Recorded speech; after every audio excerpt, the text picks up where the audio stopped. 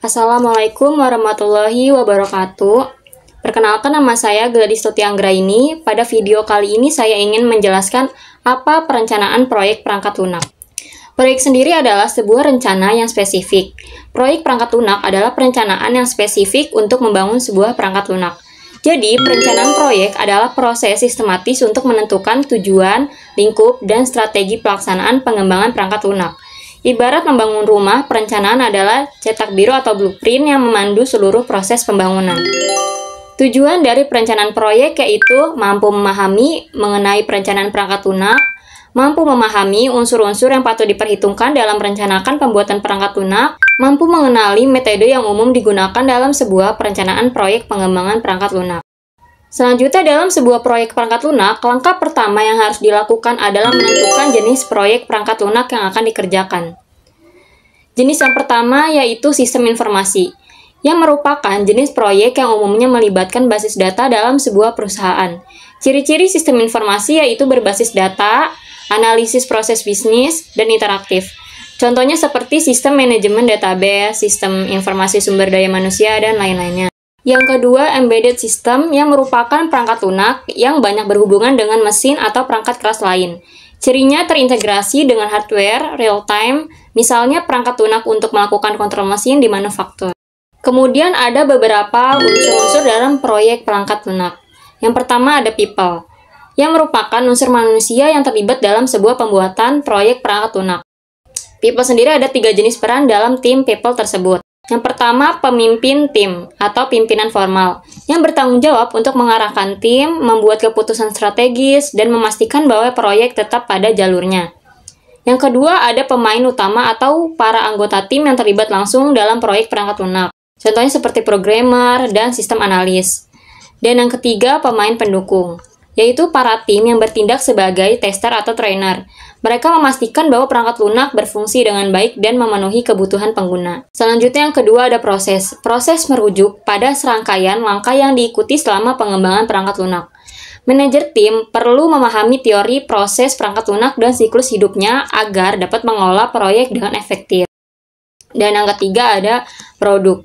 Produk dalam konteks ini merujuk pada perangkat lunak yang dihasilkan dari proyek. Ruang lingkup dari perangkat lunak serta melakukan pemecahan kebutuhan sistem. Yang keempat ada ruang lingkup dari perangkat lunak serta melakukan pemecahan kebutuhan sistem. Kemudian tahapan perencanaan. Perencanaan perangkat lunak memiliki beberapa tahapan yang telah distandarisasi oleh IEEE atau Institute Electrical and Electronics and Engineering. Standarisasi untuk perencanaan perangkat lunak yang dibuat oleh IEEE terangkum sebagai SCM atau Software Configuration Management. Dalam dokumen tersebut, tahapan perencanaan proyek perangkat lunak terbagi menjadi yang pertama ada Introduction, yang merupakan tahapan awal dari perencanaan yang di dalamnya meliputi ruang lingkup perangkat lunak yang akan dikerjakan, tujuan dari perangkat lunak yang akan dibuat, definisi dari perangkat lunak, referensi perangkat lunak. Yang kedua ada SCM Management, merupakan aspek manajerial dari perencanaan proyek perangkat lunak. Di dalam tahapan ini, seseorang manajer tim melakukan pembagian tugas, pelimpahan tanggung jawab, rencana implementasi, serta penetapan prosedur dalam pembuatan perangkat lunak. Selanjutnya, SCM Activities, merupakan perencanaan aktivitas yang nantinya dilakukan dalam pembuatan perangkat lunak, termasuk di dalamnya target yang harus dicapai dalam satuan waktu tertentu serta wewenang, revisi, dan kendali saat proyek dilaksanakan. Kemudian, SCM Schedule, merupakan perencanaan waktu yang diperlukan untuk menyelesaikan berbagai aktivitas dalam pengembangan perangkat lunak. Selanjutnya SCM Research yang merupakan mencakup semua sumber daya yang dibutuhkan untuk melaksanakan proyek perangkat lunak. Ini tidak hanya meliputi sumber daya manusia tetapi juga alat dan teknologi yang digunakan dalam pengembangan. Dan yang terakhir ada SCM Plan Maintenance, merupakan tahapan akhir dalam perencanaan, yakni perancangan tentang pemeliharaan perangkat lunak jika perangkat lunak telah diproduksi. Kemudian estimasi.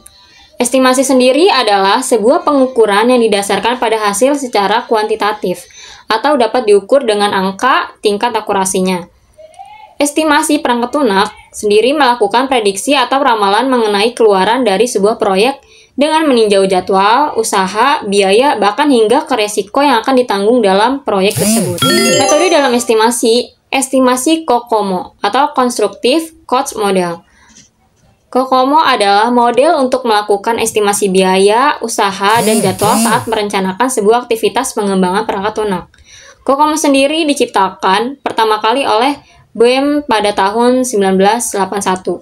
Saat ini telah dikembangkan evolusi dari Kokomo, yakni Kokomo 2 yang mulai dikenalkan pada tahun 2000. Pada pengembangan Kokomo 2 memiliki tujuan mengembangkan estimasi biaya dan jadwal proses pengembangan perangkat lunak, mengembangkan kapabilitas alat bantu untuk membantu melakukan estimasi biaya pengembangan perangkat lunak, menyediakan sebuah kerangka kerja yang secara kuantitatif dapat melakukan evaluasi mengenai siklus hidup perangkat lunak beserta biaya dan jadwal yang ada. Jadi, kesimpulannya, perencanaan proyek perangkat lunak adalah proses penting yang memastikan bahwa pengembangan perangkat lunak dilakukan secara sistematis dan terstruktur. Dengan memahami tujuan, lingkup, dan strategi pelaksanaan, tim dapat meminimalkan risiko dan meningkatkan efisiensi. Jadi, secara keseluruhan, perencanaan proyek perangkat lunak tidak hanya membantu dalam mencapai hasil yang diinginkan, tetapi juga memastikan bahwa proyek tersebut berjalan sesuai dengan jadwal dan anggaran yang telah ditetapkan. Sekian dari saya, mohon maaf bila ada kekurangan. Wassalamualaikum warahmatullahi wabarakatuh.